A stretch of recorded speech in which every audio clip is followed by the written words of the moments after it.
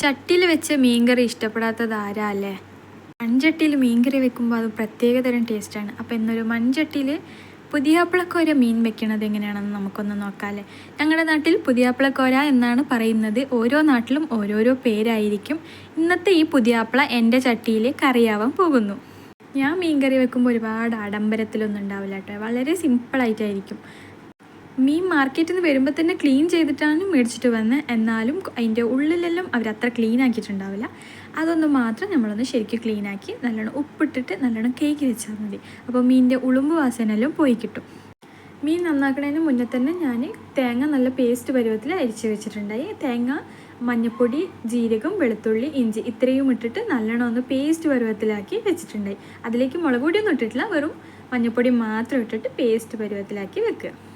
ഇന്ന് നമ്മുടെ ഈ പുതിയാപ്പിളക്കോര മീൻ വല്ലാണ്ട് എന്നോട് വാശി പിടിക്കുന്നുണ്ടായി. മുറിക്കാൻ സമ്മതിക്കുന്നേ ഇല്ലായിരുന്നു. അത് വേറെ ഒന്നും കൊണ്ടല്ല കേട്ടോ, എൻ്റെ കത്തി അത്ര മൂർച്ചയല്ലായിരുന്നു, അതുകൊണ്ടാണ്.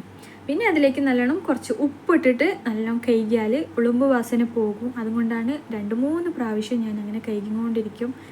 എനിക്ക് ഭയങ്കര ഇഷ്ടമുള്ള മീനാണ് പുതിയാപ്പിളക്കോര മീൻ. അപ്പം ഇനി നമുക്ക് കറിയിലോട്ട് പോകാം കേട്ടോ. ഒരു ചട്ടി വെച്ചു, അതിലേക്ക് നല്ലോണം വെളിച്ചെണ്ണ നല്ല പാങ്ങിൽ ഒഴിച്ച് കൊടുത്തു. വെളിച്ചെണ്ണയിൽ മീൻ കറി ആക്കിയാലോ കേട്ടോ അടിപൊളി ടേസ്റ്റ്. എനിക്ക് വെളിച്ചെണ്ണയിൽ മീൻ കറിയും സാമ്പാറും വെക്കുമ്പോൾ ഭയങ്കര ഇഷ്ടമാണ്. മീൻ ഫ്രൈ ആക്കുമ്പോഴും അത്ര അടിപൊളി ടേസ്റ്റാണ് വെളിച്ചെണ്ണയിൽ വെക്കുമ്പോൾ. അപ്പോൾ നമ്മുടെ വെളിച്ചെണ്ണ ഒഴിച്ചു, അതിലേക്ക് തന്നെ മുളക് പൊടി, മല്ലിപ്പൊടിയും ഇട്ടിട്ട് നല്ലോണം ഒന്ന് ഇളക്കി കൊടുത്തു ഞാൻ, ആ പച്ചമണം ഒന്ന് മാറുന്നവരെ. പിന്നെ അതിലേക്ക് നമ്മുടെ അരപ്പുണ്ടല്ലോ, ആ അരപ്പ് അതിലേക്ക് ഇട്ട് നല്ലോണം ഒന്ന് ഇളക്കി കൊടുത്തു. പിന്നെ അപ്പം തന്നെ ഞാൻ കുറച്ച് ഒരു 2-3 കഷ്ണം തക്കാളിയും കൂടി അരിഞ്ഞിട്ട് അതിൽ ചേർത്ത് കൊടുത്തു. പിന്നെ മെയിനായിട്ട് നമ്മുടെ ജാറ് കഴുകിയ വെള്ളം മറക്കല്ല കേട്ടോ, അതിട്ട് കൊടുക്കണേ.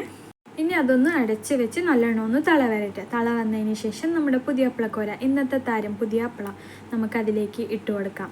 മുറിച്ച് വെച്ച മീൻ കഷ്ണങ്ങളൊക്കെ നല്ലോണം ഒന്ന് ഇട്ട് കൊടുത്തു.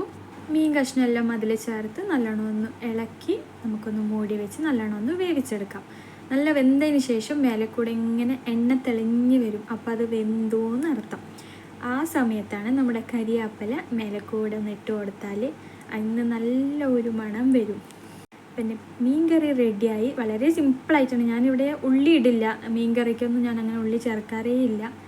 വളരെ സിമ്പിളായിട്ട് എൻ്റെ മീൻ കറി റെഡി ആയിട്ടോ. പുതിയാപ്പിളക്കോര മീൻ കുട്ടികൾക്കെല്ലാം കൊടുക്കുമ്പോൾ കുറച്ച് ശ്രദ്ധിക്കണം, കാരണം ഒരുപാട് മുള്ളുള്ളതാണ്. അപ്പോൾ എൻ്റെ വീഡിയോ ഇഷ്ടപ്പെട്ടിട്ടുണ്ടെങ്കിൽ ഒന്ന് സപ്പോർട്ട് ചെയ്ത് സബ്സ്ക്രൈബ് ചെയ്യണം കേട്ടോ. Thank you so much.